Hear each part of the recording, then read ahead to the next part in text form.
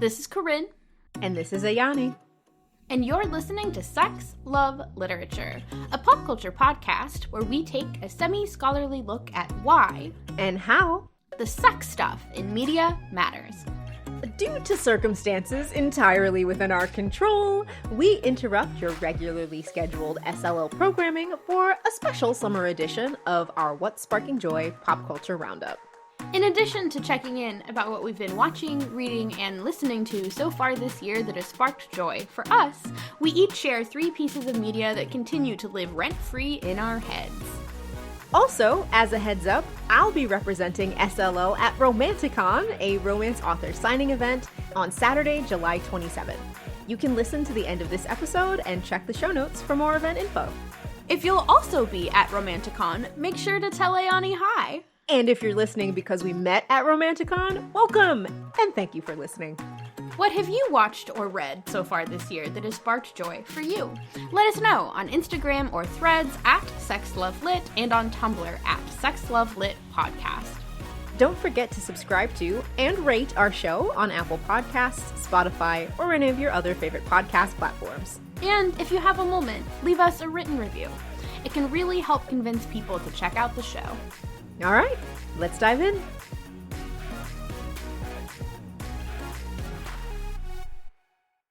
Hello, listeners. Welcome back to another episode of Sex, Love, Literature. We're so glad to have you here. So as you likely heard in the intro, we are today doing, rather than serious analysis, a mid-year pop culture roundup. Would you like to tell the people why you called this audible, Ayani? Yeah, this is my fault. So we are in the process of watching the second season of Lost You Forever, which is really good, and we're enjoying a lot. But the thought of trying to do deep analysis on something that was not Lost You Forever, I don't think I can do it right now. So I text Corinne and was like, hey, so I have a CDrama Brain Rot, and can we not do what we were going to do? And she was very kind and laughed at me and said, yeah, it's okay, we can do something else. Well, I both laughed at you on the text and then in our outline for the episode wrote, because Ayani has C-Drama Brain Rot, which I also have, but which I normally get it together and function anyway, we can do something else. Well, okay, all right. To cut me some slack, I know we are going to do Lost You Forever episodes, and I think what it is that I'm like preemptively thinking about the kinds of things that I want to talk about when we discuss Lost You Forever. So I know my brain is like already half in that analytic space, if that makes sense, and to kind of switch the gears. I don't know, I just didn't feel like it. And since it's our podcast, we can do what we want. That is very true. For context for listeners who are not down the Chinese drama rabbit hole, Lost You Forever is a fantasy Chinese drama. We did 3 episodes on the first part in the fall. Which was also an accident. We only planned for 2. Yes. But because Lost You Forever was filmed before the 40-episode cap was set, they split it into 2 seasons or 2 parts. But it is one cohesive story and the same set of characters. They filmed it at the same time. So, like, the performances are also very cohesive. But because of, Chinese censor regulation games, we had some doubts as to how the second part would look, or if it would ever come out at all if people stopped paying their taxes. So which is not funny, but also like that is actually the joke on Tumblr when there's like a C-drama that people are looking forward to coming out. They'll like post or share some of the promotional material and in the tags be like, please everybody pay your taxes. For a little context, and you know this better than I do, because somebody had a tax issue and then the show did not come out that they were on. Yeah, specifically the C-drama for which this is an issue is The Prisoner of Beauty, which is an adaptation of a Chinese web novel that I read and was enjoying and was excited about. And then that's probably never going to come out unless she's cleared, but we'll see. But anyway, Lost You Forever is currently airing. We love it. And both have brain rot about it, but I just always have Chinese drama brain rot. So. Yeah, no, I feel like because I don't normally, like, if I'm obsessed with an anime in the moment or like I'm really into something that I'm watching, I usually can put it to the side. But I think also in part it's that I've been watching an episode every day, and the plot lines that are happening right now are ones that I have cared about for a very, very long time. Yeah, I think also the Lost You Forever brain rot was easier to get sucked into because we were both already extremely invested in the characters and the story and didn't really need to be like warmed up or drawn in. We were already in. Like, I think I cried to some degree, you know, sometimes a little more than others at every episode. And I have not cried every episode, but when I have cried, it's been real. And also, these last couple of episodes, I've been surprised at how many times I've yelled out loud. That's been the ticker for me, because I cry about everything, but I don't often sit up on the couch and go, oh, which I've done like at least 3 or 4 times. Yeah, without getting into details, I think something else that I'm really, really loving about Lost You Forever in general, but also specifically part 2, is that I'm still being surprised. But like I'm being surprised in ways that like then when I think back on it, it's like, oh, this completely makes sense with how this character would behave, how they would react, what they would do in this situation. I am shocked and like shook, but then I think about it and I'm like, oh, I should have known, but I didn't. And that doesn't happen to me a lot with media most of the time. Yeah. And I think on top of that too, there's like the growth that happens that we witness, you know? Because we had this whole first season, right? And then I don't know, there's just so much, I don't know, they're making good on the things that they set up. Payoff. Thank you. Why couldn't I get to payoff? That's really weird. You were close. I was. That was really weird. But no, yeah, so there's a lot of payoff for like things that we were holding on to in the last season, right? And a lot of that does have to do with either characters growing and realizing certain things that they perhaps thought or were doing were a little bit misguided, or characters who are so stubborn about how they feel that they're just like regressing in a way. But I'll leave it at that. Because I don't want to accidentally slip into analysis. So Lost You Forever, Sparking Joy and Sadness for both of us. Yep. Highly recommend. We did in our accidental miniseries record the first episode on Lost You Forever as like mostly spoiler free. So if you want to go back and see if it's for you, give that episode a listen. We highly, highly, highly recommend it. I would say even if you've never watched a C-drama before, I think I would still recommend Lost You Forever. Yeah, because I was going to say, I've only watched 2, right? Because I watched Love Between Fairy and Devil, and then I watched Lost You Forever. So it's not like I am a person who is deep into the Chinese drama media landscape, let's say.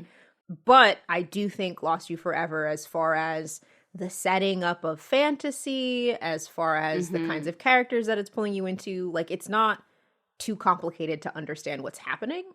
And, you know, I think they lay out a lot of groundwork in the first episode to establish what you're going to be getting into going forward. So, yeah, I think it's a good one for, I guess, C-drama beginners.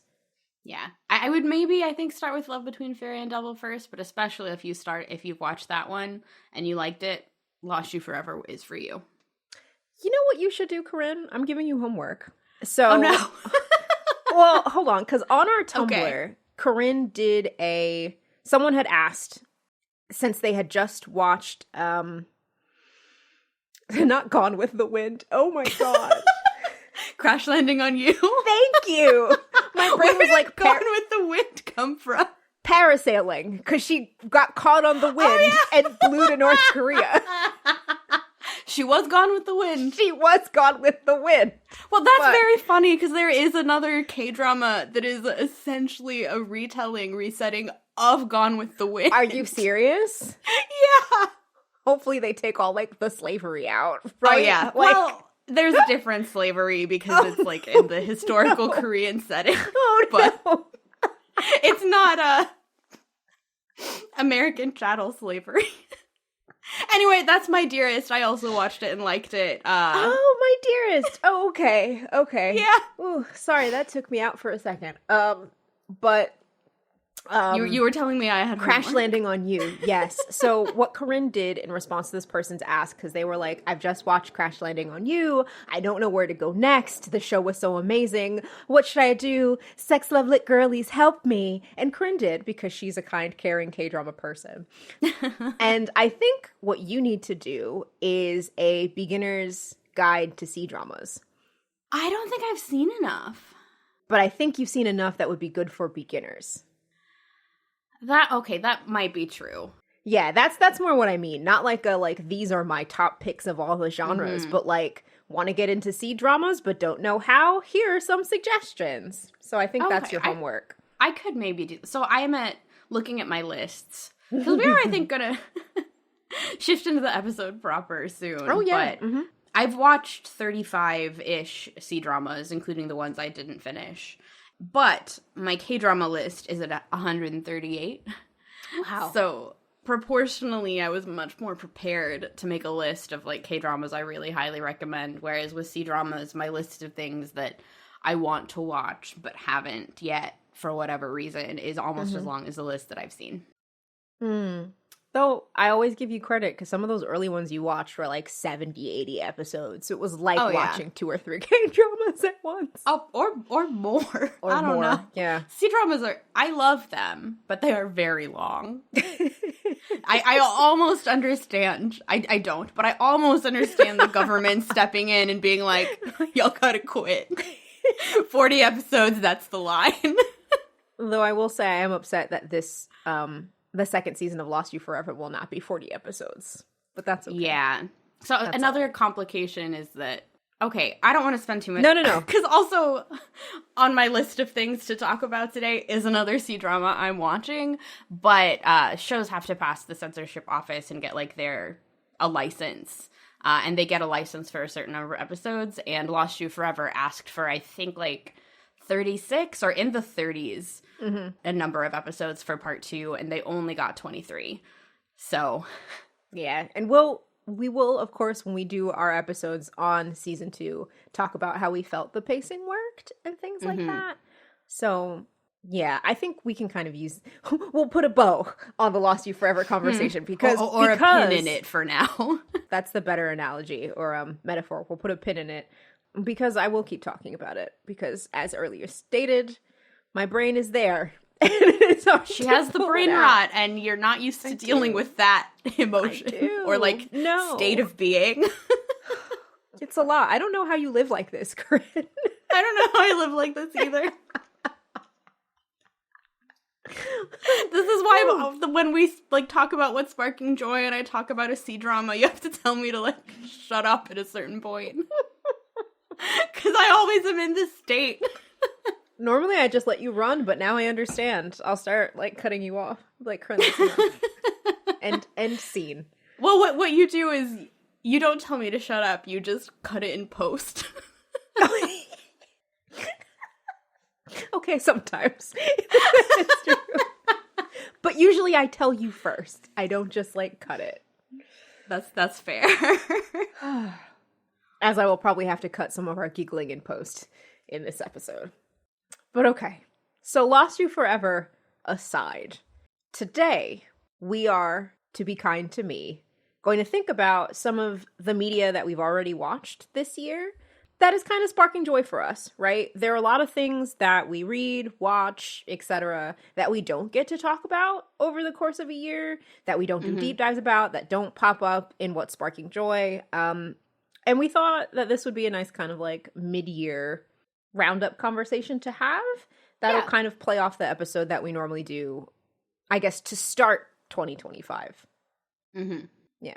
So something that I've been doing this year, and I mentioned this in our last Sparking Joy Pop Culture Roundup episode. If you go back and listen to it was in January we released that, right? Our January episode. Yeah. I've been keeping track of all of the media that I've been intaking this year because I'm embarrassed by how difficult it is for me to remember what I watched and read, etc. when we do this wrap-up episode. And it's actually been a really interesting experiment.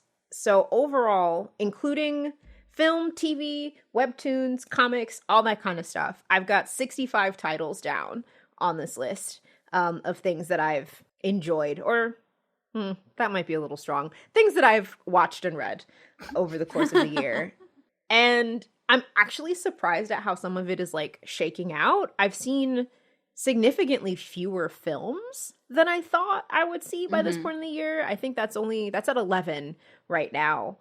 But what's interesting is that on this list, I split out just kind of television from animation, because I do watch a lot of like animated TV shows. And I've watched 14 of each, or like some of them are in process. But it's just interesting that I really watch so much more TV than I do movies at this point in my life, which kind of was surprising to me. So I keep track of the K-dramas and the C-dramas that I watch, and I can normally sort of piece together the books that I've read, but I don't really keep track of film or webtoons or anything else. But like, I could probably count on one hand the number of movies that I watch. That's so interesting. I think that's partially because I don't like going in the movie theater alone, but also because I just prefer long form content a lot more than short form content, which when I'm used to a 60 episode C-drama, you give me 2 hours with characters and I'm like, where's the rest of the story? You're like, I need more than that. So where are your numbers this year? Since I know you track C-dramas and K-dramas. So of what I've kept track of, I've watched 9 C-dramas, 2 of which are ongoing that I'm definitely going to finish. And then there are 2 more that I didn't finish. And I've watched 8 K-dramas, 1 of which is ongoing, and then 2 more that I didn't finish. And I've read about 5 books, not including what I've read for teaching. I know this is not what we're talking about, but what K-dramas didn't you finish this year that you started? I didn't finish Captivating the King, which was a historical... And then I didn't finish Wedding Impossible, I think is what it was called. Oh, we haven't even talked about that one. I've never heard that title before come out of your mouth, so okay. I think a lot of the time... So I drop stuff pretty easily these days, much more easily than I used to. But normally the circumstances that lead me to drop something are either something that happens that makes me so upset that I simply will not continue, or... I'm watching something that's currently airing and it doesn't have enough momentum to keep me going and something else catches my attention. Okay. So, like, I'm pretty sure I didn't finish Wedding Impossible because I was getting kind of meh about the story, but also The Legend of Shen started airing, really and that one, yeah, that one pulled me right in. That's the chicken drama, right? Yes. Okay. Yeah, so it's interesting sort of our different consumption patterns. But anyway, getting into more specifics then, what we're going to do now for the rest of the episode is each talk about 3 things that we've read or watched. I think based on looking at our list, those are the 2 methods of intake that we are going to use. But Ayani, what's something you've watched or read that has been important or interesting to you this year? Okay, so we're going to start with a film, since I said I haven't seen that many this year. Honestly, part of the reason that I've seen most of the films that I've seen is because of Andrew, because he really likes movies, and he'll be like, let's go to the movies. So for our anniversary, we did a triple header in which we saw 3 films over the course of that weekend. I would hate that so much. Oh, it was so much fun. We saw 2 back-to-back, I think, on like a Saturday, and then like Sunday morning, we went to go see Godzilla and King Kong just to be like, oh, monsters. But one of the films that we saw for that anniversary weekend was Challengers. And I fucking loved that movie. I know there have been memes about it till the end of time at this point, and I will explain what it's about, but this was the horniest polyamory is the answer movie that I've ever seen in my life. So a super, super quick synopsis premise kind of a thing is that there are these 3 characters who, since their late teen years, have kind of been swirling around each other in the world of tennis. So first we have Patrick, who's played by Josh O'Connor, and Art Donaldson, who's played by Mike Feist. And they are 2 friends that like go to the same tennis training camp. They do doubles tennis together. And into their life walks Tashi Duncan, who's played by Zendaya. And she kind of like explodes their world because she's not only a fantastic tennis player, but is also astoundingly hot because she's played by Zendaya. Yes, it's Zendaya. It's Zendaya, right? And so in their youth, they perhaps have a young people dalliance in which maybe Art and Patrick accidentally made out a little bit together. But what happens is, kind of long story short, Patrick for a period of time dates Tashi. Tashi actually hurts herself in college. So she can't play tennis anymore. Playing tennis? Playing tennis. Sports injury? Okay. I needed the context when you say hurts herself. So. Oh, yeah. Sports injury. She can't play tennis anymore. Like, it was a pretty bad leg injury. So she has to she decides to take on this more like coaching role in the tennis world. Breaks up with Patrick because of how he's dealing with things. Ends up married to Art. They have a kid, but then she like puts all of her tennis hopes and dreams. Like, it's really not a productive relationship, right? But then sometimes she's also like, as they get older, because this is a story that follows them into, I want to say, their late 20s, early 30s, if I'm remembering correctly. Like, she's also sleeping with Patrick throughout. So anyhow, it's a mess, but it's so horny. And also, like, Art and Patrick want each other too, but they don't really know it. Like, it was a whole situation. And the three of them should have just been together this entire time. It would have made it so much easier for everyone. But anyhow, I do not want to sit and talk about the plot for too much longer. But also, if you haven't seen Challengers, you should go see it. The viewing experience of it, though, is I think what made me like it so much, because it was one very intense, right? The experience of watching them play tennis was engaging, and you both got the sense of being a spectator, but also being on the tennis court, right? So I really enjoyed the way that tennis as a sport, but maybe also as a lifestyle, if that makes sense, was woven into how the narrative works. Like, you learned a lot about who these characters were, and the story was moved forward through tennis, which I really appreciated. But also just like how ridiculously and inescapably horny these people were towards each other the entire film was just a delight. I saw an article that was like, horniness is back, talking about this movie, which is a ridiculous like headline to have. I mean, I get the vibes from that headline, though. Like, that communicated what it needed to. And also, like, the soundtrack is really intense, too. It's like this kind of throbbing electronica kind of a thing. And for a period of time, I have to watch the film again. But there's, like, because now in life, I'm thinking a lot about sound, there are moments where the music like is loud and throbbing and then suddenly cuts to quiet and cuts to nothingness, and I can't quite understand why that's happening, and it's something that I was thinking about a lot. So this is a film that has engaged both my like academic brain and also my like part of my brain that enjoys a good mess. You know, so that's Challengers. I loved it, and I want you to watch it, Corinne. Okay. But not with your parents. No, absolutely not. Well, okay, so when Ayani watched this, she texted me that I should go see it, but I was with my parents at the time. I was like, I can't do that to myself. So, no. Once it's streaming somewhere, I'll watch it. Thank you. For me. For friendship. All right.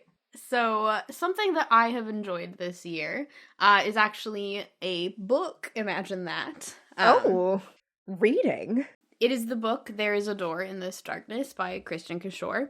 It is perhaps not surprising that this is one of the few books that I've actually read, because if I was a specialist in any author, it would be Christian Kishore. So, of course, she publishes something, I must read it.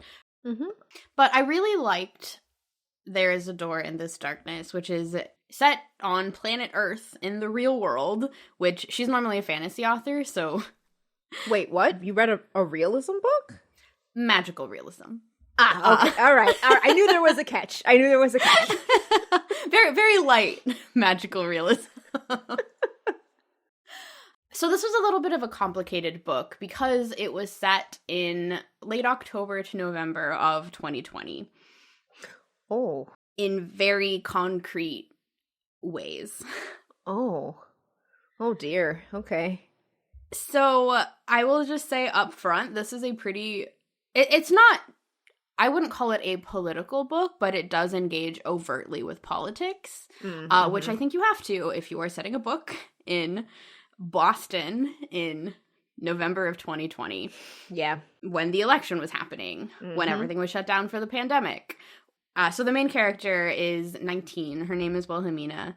She was delightful. I really liked her. But she's put off going to college for a year and is living at home in a quarantine bubble with her family and her two aunts. And her two other best friends are in a quarantine bubble with each other, but not with her. Oh. So this book dealt a lot with a lot of the difficulties of how it felt to live in the world at that time. And then also being like a late teenager, young adult whose life has sort of been paused by events beyond her control. Yeah. And she's also dealing with grief because her two aunts, speaking of polyamory being the answer, only one I think is her biological aunt, but it used to be 3 aunts that lived together romantically, and one of them recently passed away. So it's a really way to make that sad, Corinne. I know. But it's dealing really, really interestingly with grief, with stress, with living in a political moment where you don't understand how half the population could make a decision that you don't understand and don't agree with. It's also dealing, interestingly, with chronic illness and disability, because Wilhelmina has a disease that causes chronic pain for her that has like started to manifest in the past couple of years.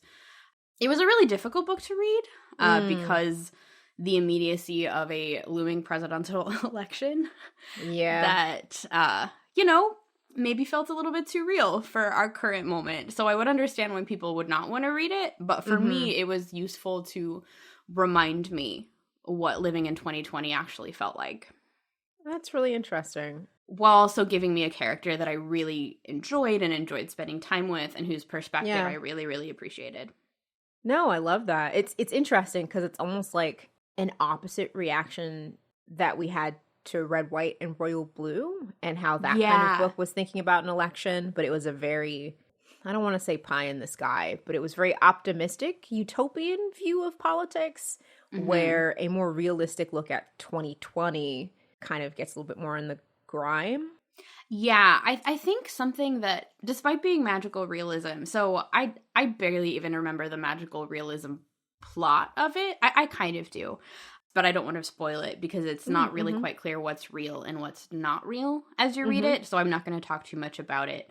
But I don't know, it just felt so very grounded to me in a way that I found very helpful, and I cried at the end, like when I finished it, like I think partially because the plot like came together very well, and especially in the way it dealt with grief, but also just because of the way it sort of reopened for me how I felt 4 years ago. Yeah. 2020 was a weird year, but we started this podcast. Yeah, we did, and we were in the same quarantine bubble. Honestly, that when you were talking was something that hit me really hard, because I think one of the things that was so important to me getting through 2020 was kind of like having you and having Josh and, you know, Andrew's in the house. So like, you know, but having that kind of unit of people, especially when we were so far removed from our family, you know, was like one of the things that kept me sane. So like, I know she was your main character, Wilhelmina. Wilhelmina's her name, right? Wilhelmina, yeah. Wilhelmina is with her family. As soon as you said her 2 friends were outside of her quarantine bubble, like my heart broke for her, because walking to downtown with you, like during that period of time, saved my brain, to say the least. So I wrote a review of it on Goodreads and made a reference to another Krishna Kishore book in it. And the reviews, I will say, of There Is a Door in This Darkness are pretty mixed on Goodreads, which I get, because it is a painful book in some ways to read. Yeah. But so in Bitterblue, which is another of the fantasy books that Krishna Kishore has written, there's like the main character. Have you written about Bitterblue? Yeah. Okay. I've written about the first 3 books in the Graceling series at length, but I haven't really written about the next 2.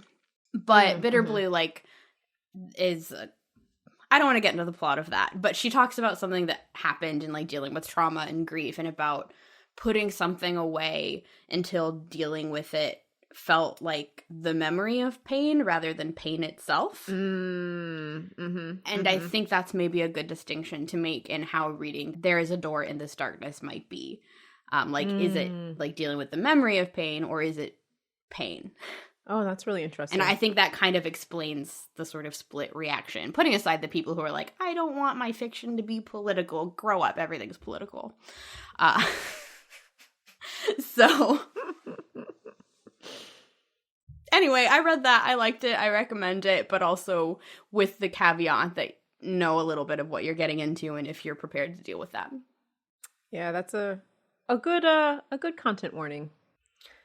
But for something completely different, my next title is an anime called A Sign of Affection, which I have started recently.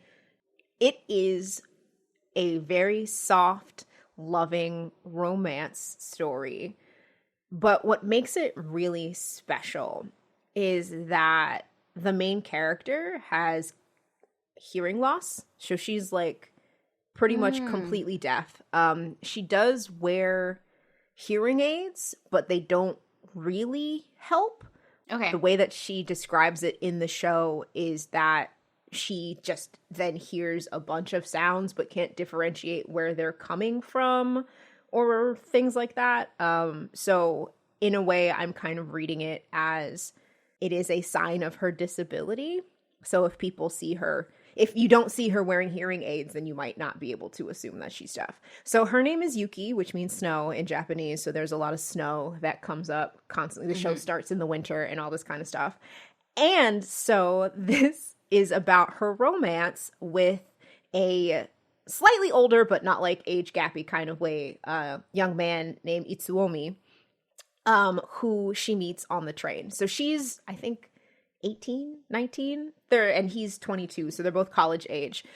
He had taken some time away because he often travels to other countries, both for work, but also because he's a polyglot. I think he knows like 4 or 5 languages, and part of the conceit of this show is that she's teaching him Japanese Sign Language, and he wants to learn from her because, like, when he meets her, he's like, wow, I like this girl.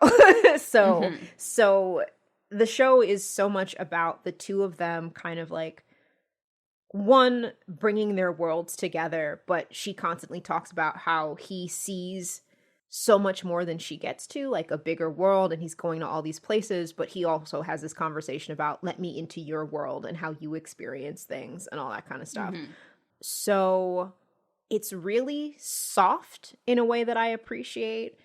This, I mean, I'm only 6 episodes in, right? It's a 12-episode run, and the manga itself is still ongoing. So it could take a turn on me, right? Things could happen. But it feels more like the kind of show that there's not just going to be silly misunderstandings that are just left, you know? Like, oh, you know, I read half a text message, so now I'm going to assume the worst, and now we're going to have a fight for 2 episodes. Like, it doesn't feel like that kind of a show. It feels more interested in how different characters relate to and care about each other.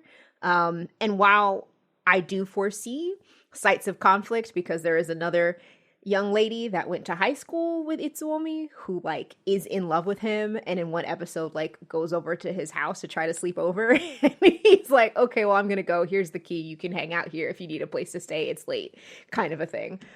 So there are these points of tension, but, like, with their romance, it's just so, it's so comforting. Like, it's, I don't know, it's the kind of, like, kick your feet girlishly because it's just so cute kind of a story. And I really love it. And also learning things about, like, Japanese Sign Language and how, you know, a young deaf woman moves through the world. It's like the kind of show that is both showing me life in a world outside of my own personal experience while relating to some of those, you know, human things that connect us all, like wanting to be loved or like seeing a hot guy on the train and trying not to stare at him. You know what I mean? So So yeah, that's sparking a lot of joy for me. The episode I just watched, they just like are now official. They got together, and I was like kicking Andrew on the couch because I was like, this is so good. But something that's really interesting is Yuki doesn't really speak. One of the things that she says in an episode is that because she learned to talk by watching other people's mouths. When she was younger, people used to say that she talked weird or she sounded weird because her intonation was, I'm putting quotes around this, was off or was different or whatever. So now she really only speaks with her family. So when she communicates with her friends, it's through text or like small signs or like writing on a whiteboard. But we as the audience get to hear her internal monologue. So there's this interesting dichotomy between like what it means for us to be let into her mental space and what it means for other people to interact with her, which I think is kind of a fun dynamic. And also just watching Itsuomi learn sign with her and like bring it out in ways she doesn't expect. Oh, it's so heartwarming. So I love it. It makes me feel good, especially because, you know, we're living in exciting times right now, to say the least. So it's nice to have something comforting to watch. Yeah. That makes sense to me. I'm glad you're enjoying that. When you finish that, if you want something similar, there's a J-drama that I watched that also is dealing with like one character who loses his hearing and another, and they like watch this. Yeah, it's called Silent, and it was really, really good, but is also doing some similar stuff with like, you know, how he moves through the world and thinking about who he still talks to and who he doesn't, now that he can't hear his own voice anymore. Yeah, that was a J-drama that I really loved, and sounds like it's dealing with similar themes.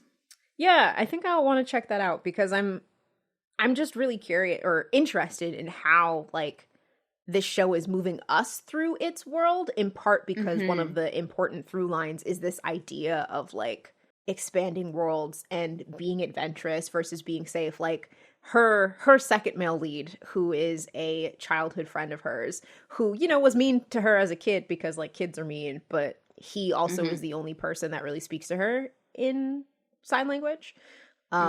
He obviously has feelings for her and doesn't like that Itsuomi, who's this tall, gorgeous man, is like, you know, all up on her. But where was I going with this? Oh, and I know there's going to be friction with him because one of the lines that he says early on is like, it's easy to, I don't know, kind of like throw yourself into dangerous situations when you can't hear what's going on. And perhaps it's just better for you to be safe in your bubble. He was talking to somebody else, and that person was like, I don't know what the hell you're talking about, bro. But like, you know, so he's representing this like safe, contained space in a way that Itsuomi is representing this like opening up of her world. So these two male leads are in direct conflict with each other. And I'm curious how that's going to either resolve or the tension is going to be ratcheted up in these next couple of episodes. So, yeah. Interesting. Well, that sounds great, and I'm glad you're enjoying it. Thank you. I'm glad I'm enjoying it, too. All right. Well, bringing it back to the CDrama Brain Rot. The next thing I'm going to talk about is a Chinese drama that I'm currently watching. I am 4 episodes from the end as I talk about this. So by the time that our episodes airs, it will have finished airing. But it's called The Princess Royal, or The Grand Princess, depending on the version you find. And it is about... Okay, so I feel like I have to give context for what is and is not allowed by the censors right now in China. Please, go on. But it both is and is not a transmigration drama, because transmigration dramas where somebody dies and goes back and changes history in some way are not allowed in China right now. Not allowed, against the rules. However, this is a transmigration drama where the Princess Royal she's about 40 and she is poisoned and dies and wakes up as an 18-year-old right before she's about to get married to Pei Wenzhong, who is a sort of commoner, but she and her husband have been estranged for 17 years when she dies, and she assumes that he is the one who assassinated her. So upon her death, on her deathbed, she orders his assassination because obviously if he kills her, she gets to kill him. That's how that works. I mean, that's the rules. Yeah, totally. But it turns out that they both woke up as, like, young adults who are not yet married, having this experience of the world basically going to shit and of being on opposing sides of this conflict. So the Princess Royal, her name is Li Rong. Her brother is the emperor, her biological brother. They have the same mother as well as their same father. And she and her brother are no longer in good terms. The political situation is very complicated, and there's been a lot of tragedy over the past 20 years. But so Li Rong and her former husband, who is about to be her current husband again, recognize each other, I think in the first episode, as having memories of this previous life, and decide to work together to put her brother back on the throne, but hopefully without as much tragedy and suffering this time, and you know, keeping themselves safe. So they agree to get married, but with the plan of getting divorced. And lots of politics ensue. Obviously their relationship is really complicated and interesting, because they're both extremely smart and extremely politically savvy, but have never really been on the same team before. So to have them on the same team is really interesting. So, like, the reason that their marriage went wrong the first time is that Li Rong thought that her husband was in love with one of the emperor, her brother's consorts. Can I ask just a quick clarifying question? This is complicated to explain, so yes, please ask questions. What is the difference between a consort and a concubine versus, like, wives? So they're all, with the caveat that my understanding of this is probably oversimplified, the position of a royal consort is more official and more honorable than that of a concubine. So there's the empress, who is, like, in charge of the harem, you know, is, like, at the top. But then there are also royal consorts, who are often also from other noble families that the emperor will marry, often for political reasons. But then he also might, for asshole reasons, sleep with, like, a palace maid or something and get her pregnant. And that would be, like, a low-ranking concubine. So they're all in the royal harem, but they have different levels of favor and status. So consorts and concubines are not necessarily the same thing. Right. Okay, cool. Thank you. Because Lost You Forever was talking about consorts, and I was like, but this doesn't feel like the concubines of, like, the inner palace. So it felt so they're all in the royal harem, but they have more favor, I would say. Okay. Thank you. Go on. I appreciate that. But yeah, so Li Rong, like, 3 years into her first marriage with Pei Wen-jan, was like, oh, I kind of thought we had something going on here, but turns out you loved this other woman who was married to my brother the whole time. So weird. So I'm not into that. So, like, I will let you do your thing, and we will just leave things as they are, and we will be functionally married, but no longer, like, living together or doing any of that. And she also has, and this is, like, the sort of twist, she has another lover, sort of, who is in the former life. So he is a eunuch, and his family has been exterminated by the emperor for reasons that are not fully clear to Li Rong, but the emperor, after Li Rong, like, begs for him to, like, spare this person just for being, like, a good person, she thinks, whose family doesn't deserve to be, you know, wiped out. She begs for him to be spared, and the emperor's like, fine, but he has to be castrated. So he's been Li Rong's confidant for the past 17 years before her death. And more revelations happen, but an early sort of revelation that I don't feel bad about spoiling is that she thinks that her estranged husband killed her. 'Twas not her estranged husband. It was this guy. Fuck him, bro. Wow. Right? Bruh. That makes me mad. As soon as you said he had been her confidant for 17 years, I was like, oh, he killed her. Oh, it was him. Okay, fuck that guy. But he becomes a sort of foil to Li Rong and her now husband on different sides of this political situation, either trying or not trying to put her brother back into power. Interesting. Okay. But it's a really delightful, like, second chance romance. The politics are, like, high level in a way that I understood them, but also, like, I was very invested in the stakes of, like, which family was doing what, but also why were they doing that? And there's, like, okay, so another thing that I have texted Ayani many times when I'm watching C-dramas and K-dramas is if I am ever isekai'd, no fucking way you're getting me into the inner palace. Like, fuck that. Absolutely not. What I say in response is I hope neither of us are ever isekai'd because it means that we have to die in order to get there. Usually violently, like poisoned or hit by a truck. And I would prefer neither, actually. But, like, in this sequence of events, you see, like, the former or future empress and this consort, and you meet them before they've been taken into the inner palace. And Lee Rong basically is like, this was bad for them, actually, so I'm going to give them a way out. And there's this question of, like, is it possible to keep them out?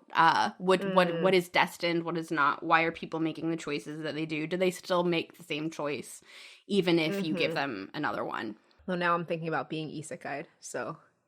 Yeah, I want nothing to do with the inner palace. That is where you go to die. I feel like, honestly, if I were going to get isekai'd, it'd be one of those where I got sucked into a video game, right? Like, I wake up and now I'm the villainess, and I have to figure out how to make the hero fall in love with me, or something like that, you know?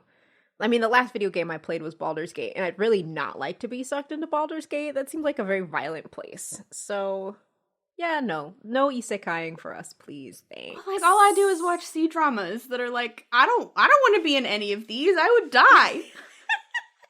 I mean, you could. What if you got isekai'd into like a soft K-drama instead? Okay, that would maybe be okay, but like that is like a lesser amount of my East Asian drama diet. Oh man, yeah. Usually the ones I see where it's like this character is doomed to die, and I have to make sure they don't die, and I'm like, I'd die. I don't think I'd make it. I don't know. But anyhow, you got to give us an update when you get through these last 4 episodes. People should look to our Tumblr. The reason I made the caveat at the beginning about transmigration dramas not being allowed is that this is a transmigration drama, but they have not yet put whatever weird frame they're going to put on it to make it not a transmigration drama, and they keep having asides from the characters who remember their past life of like, I don't know if that was a dream or if this is a dream. And I don't know either, and I would rather none of it be a dream, actually. It was all a dream, Corinne. That's the big reveal. Was this the shared dream that Lee Rong had right before she died? I don't know. Or was the previous life the dream? Who's to say? What's going to happen is I'm going to completely ignore whatever framing device they put in to get it past the censors, because that is what what we are meant to do as the audience. But, yeah, so The Princess Royal, very much enjoying, highly recommend. That is more of a mid-level C-drama, I would say, if you're not familiar with, like, palace politics, but... Okay. So the last show for me that I'm going to bring up is The Bear. So season 3 dropped a little while ago. For those of you that are not familiar with The Bear, a very high-level synopsis is a chef in his, late 20s, early 30s, named Carmine, or Carmi is what he goes by. He gets a message when he's living in New York City that his brother has died. His brother, I think he overdosed, but it was on purpose, let's say. Oh, okay. Yeah, I'm not exactly sure what the method was. I think it was ODing, but I could be wrong. And so he comes back to Chicago. The show is very rooted in Chicago as a place, and finds out that his brother has left him his sandwich shop called The Beef. The Beef of Chicagoland, I believe. So season 1 and season 2 are largely about Carmi figuring out, as a like high profile, has worked in like really fancy restaurants kinds of chef, what it means to work with the staff of The Beef, who a variety of colorful characters, let's say, And then in season 2, they transform a part of the beef into a new restaurant called The Bear, which is a very high-scale restaurant. So you come to learn a lot about the characters, including Carmi's family, including Sid, who starts off kind of like as his second in command and really comes into her own as a chef as well over the course of season 1 and season 2. And a variety of other folks. It's a big ensemble cast, so I'm not going to go into everybody. And they're all super delightful. Like, I have a lot of, I was going to say positive feelings, but I more mean to how these characters are designed and showcased, right? Like, positive feelings to the fact that this is interesting, because some of them I don't like. But I more mean, like, I do like how the show is put together. And season 3 has been really stressful because it's about now this fancy restaurant that they're putting together, and how, because of all of Carmi's shit with perfectionism, but also putting pressure on himself, he also, may have said some really nasty things to the wonderful young lady he was dating because he got locked in a freezer and was freaking out about it. It was a whole situation. Things are both going well and not well at the same time. Relationships are fraying. Yeah, so I don't want to go too into it because it is a currently running show and I have not finished it yet. I say currently running, but like, things drop all at once. I think this dropped all at once on Hulu, but it really just came out recently. But I've found it so engaging, and something that I've really liked about this season is that there's a focus on characters that maybe have not had the same dedicated attention before. Mm-hmm. And I think because this is season 3, there's perhaps a bit of additional room for that, because we do have, kind of like we were talking about with Lost You Forever, a lot of that grounding was already done, right, in earlier seasons. So now we can shift the focus to some other characters, because we don't need to establish, for example, where a lot of, say, Carmi's stress is coming from. Even though, of course, we are paying attention to him, right? We know a lot of his backstory. We know a lot of the shit that he's bringing to the table, so we can focus on other characters. And I've really, really been enjoying that. An episode that I kind of just want to call out really quickly is his sister has been pregnant since last season. And she has a baby, right? But there's this whole episode about kind of her labor process, which I really appreciated, because oftentimes when women are pregnant on TV, the baby's just like, she goes like, oh, this is terrible. And then the baby gets here, right? And it's a very pretty 2-month-old baby. Right, exactly. But this whole episode was about her, like, not wanting to get an epidural at first, and like her water breaks where she's out shopping for things for the restaurant. So it's like a lot. But also about her complex relationship with her mother. So it just felt like a really, I want to say honest, but like, it's all TV, but it felt like an honest portrayal of what it means to like be in labor and having to both balance your own shit that you bring into motherhood, right, with what is really happening to you in that moment. So I just thought that was, for a show that's largely about like cooking and like restauranteering and all that kind of stuff, it was kind of a deeply personal episode, I think, that really kind of stood out to me this season. So if you are someone who likes The Bear, I think season 3 is great. I think there's been some critique about it being too much in the main character's head, which like doesn't make sense to me because we are in so many other people's heads throughout the course of the show. But yeah, I really like it a lot. I think we have a couple more episodes to go because I think it's 10 episodes and we're on episode 7 or 8. So yeah, if you haven't watched The Bear and you like things a little stressful, you like your TV a little intense, but maybe less life or death stakes and more like, we got to get these sandwiches put together or we're not going to have any money stakes, I highly recommend it. So, yeah. The Bear. So, I'm going to, for my third thing, talk about a K-drama. So, no. I know, I'm being so surprising. My first thing was a book, but I have not been surprising since then. That's true. That is true. So, one of the K-dramas that I watched this year is The Midnight Romance in Hagwon. I was hoping you would do this one. I really liked it. So it stars as the male lead my bias, Lee Ha-jun, whom I adore. And have loved since Romance Was a Bonus Book, where he was the second male lead. Corinne is an original fan. I just want to put that out there. She's not like a Squid Game bandwagon fan like a lot of y'all. I'm kidding. I'm so kidding. But go on. Sorry. I mean, I have loved him since then. But yeah, I've been very, very happy for his, like, increased fame and popularity. Mm-hmm. But this marks his first major return to, like, romance since being more of, like, an action K-drama star. Mm-hmm. And so Midnight Romance in Hagwon is a Nuna romance done by the same director who did Pretty Nuna Who Buys Me Food, also known as Something in the Rain and One Spring Night. And the setup for Midnight Romance in Hagwon, which I will be honest, does give me hives a little bit. I mean, I totally get it, though. So Hagwon is one of the after-school academies in South Korea. And it's a whole industry. If you watched Crash Course in Romance, then you may be a little bit familiar with it. Mm-hmm. But he was a student at a Hagwon, and his teacher there, was his first love. And about 10 years later, they're a little bit hand-wavy about the exact timeline, but he quits his fancy company job that he got after she successfully tutored him into getting into a very prestigious university. Was it Seoul?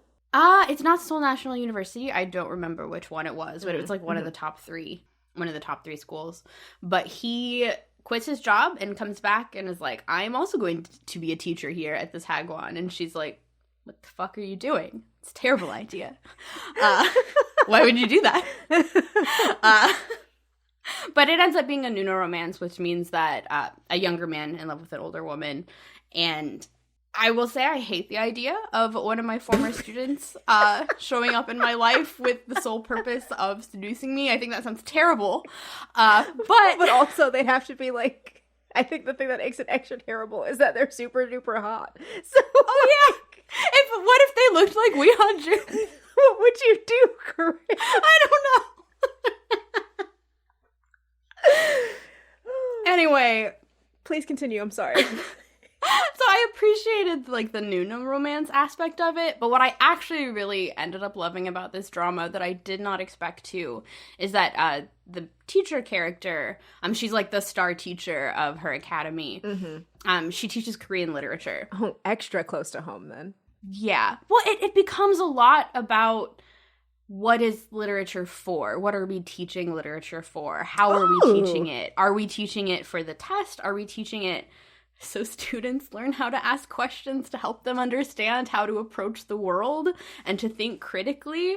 Like, what are we doing it for? So, of course, this, like, pressed all the right buttons for me, which was very complicated because also, like, slight spoiler for a scene, like, after, like, they finally get together. The first time they, like, go to sleep together, he's still calling her, like, the honorific term for, like, a teacher. And he calls her that when they're in bed, and she pushes him out of bed onto the ground and is like, you cannot fucking do that. That makes me feel like I'm doing something wrong. So, oh my goodness. Those aspects of it are also very funny, and I think also, like, this director really likes working with situations that are a little bit, or a lot, complex socially, because, like, they don't just get away with it. Like, they are dealing with, like, what will the fallout be for this woman if/when people find out that she is dating her former student? And what will that do to her reputation? Yeah. Mm-hmm. So it's dealing with these sticky questions, I think, in a lot of interesting ways. But in particular, what really worked for me, like, the first really big fight that the main couple has is about how they should approach redesigning the class on Korean literature. Oh, so and curricular review. On pedagogy. On, like, fundamental insight into, like, literature pedagogy. And they were, like, yelling at each other in front of everybody in the office about, like, well, I think we should do this. That's so funny because curricular review can be so contentious. And I was like, this is very me. Like, that is a thing I would get in a real fight with somebody about. Oh, that's funny. Yeah, I can see why this, like, was right in your wheelhouse, but also you were like this within the realm of fantasy only. right? Yeah. No, like I said, hives. Do not want. But I really enjoyed the drama. A lot of people, I think, started it and were expecting something like flashier and more rom-com-y, which this was not. It's much more of a slow burn. But I very much enjoyed it, and if you started it and dropped it, it might be worth picking back up again. Well, thank you for that. Because it's funny, I'm like half tempted to watch it, but also there's so much to watch. There is so much to watch. And you have like a pretty full dance card right now. Yeah, I kind of do, actually. It's a little impressive. That's kind of our mid-year highlights of joy that's been sparked for us, of things that we're enjoying. There's still like so much to come and things that we're in the process of finishing. So I'm excited to see what our kind of like 2025 episode is like. Yeah. So knowing that we're going to be watching a bunch of stuff over the next coming months, what can folks expect to be listening to in our next coming episodes for SLL? Yeah, so we still have coming up our crossover episode with the Ivory Tower Boiler Room podcast, which we're very excited about. We are also obviously going to record on Lost You Forever 2 as soon as that finishes airing. Somewhere between 2 and 5 episodes about it. I don't know. We'll see. We'll see. We also will someday finish our divorce comedy series. Yeah, I'm excited to do that. I feel like we have some interesting stuff on the books that like pushes it back a little bit every now and again. But I am excited to talk about Strangers again and Let's Get Divorced. Yeah. What else do you specifically have going on, Ayani? So the day that this episode drops, I will actually be on my way to Romanticon, which is a romance author signing event. I'm very excited to kind of be doing this. This is our first in-person sex love literature kind of appearance. I'm going to have a table in the vendor's room at which you will be able to get exclusive sex love literature merchandise, I guess. I say merchandise, but like I'm giving it away for free. So there's going to be stickers, there's going to be bookmarks, and there's also going to be a raffle. We're going to have 2 prizes that we're giving away. One that's kind of more of a self-care spa prize box, and then one that's a little bit more of a reader-writer prize box. So if you're By we, you mean the conference as a whole? No, by we, I mean sex love literature. Oh, that's even better. Wow. Yeah. I am not going, so I've been very unplugged from the planning from this, aside from being like, yes, that sticker design looks great. I mean, I appreciate that, because I'm like, what do you think about this? And you're like, that line needs to be thicker. But anyhow. Yeah, I don't just say that looks great. I'm like, move that 2 millimeters to the left, please. But usually your instructions do help. I'm like, oh, that is much better, actually. There will be like Romanticon specific giveaways and things. I think there's 5 door prizes, which we're going to submit something for. So if you win the door prize, you'll also get a special prize from SLL. And there's also it's like a Wheel of Destiny, but what color you land on determines the genre of free book that you get, which we don't participate in because we don't have books of our own yet. And also academic is not one of the genres that's on the wheel. Yeah, I don't know that my monograph will be, like, especially sexy. I mean, in its own way, but not quite, like, contemporary romance, so to speak. So Romanticon seems like it's shaping up to be a bunch of fun. I'm really looking forward to not only connecting with romance readers, but a lot of the romance authors that are going to be there. If you're going to be in Trumbull, Connecticut for July 26th and July 27th, make sure to swing by our table and say hi. I will also have chocolate because you need reasons to bribe people to come over, and Hershey's Kisses, I feel like, are a good way to do that. So I'm excited. I think I'm going to like film while I'm there and probably post a reel on Instagram about it. So, you'll get to see it even if you're not in Connecticut. But if you listen to this episode because you just attended Romanticon, thank you and welcome to our podcast. Yeah, that's awesome. I'm really hoping that folks who are like, check this SLO out, that if this is your first episode that you're listening to, that you're going to hang out for quite some time. So, welcome. Welcome to the What is it? It's not a family. Is it a crew? I don't think we have a Group? noun for it. SLL listeners. We need to think That's of a what noun. we say. We'll think of a noun. We'll think of it. We can do this. I believe in us. As per usual, you can find us when we're not posting on Instagram at SexLoveLit and on Tumblr, particularly if you would like to see my CDrama madness, at SexLoveLit Podcast. We do also share other stuff there, but yeah. You can also go to our website that will have launched by the time that this is out, sexlovelitpodcast.com. So you can find links to all of our social media from there as well. We're doing a lot right now, actually. I'm very excited and proud of us. Yeah, this has been like a good sort of growth summer. Ooh, I like that. Growth summer. All right, so on the note of growth summers, this has been Sex Love Literature. Thank you so much for listening, and we'll see you next time. Bye!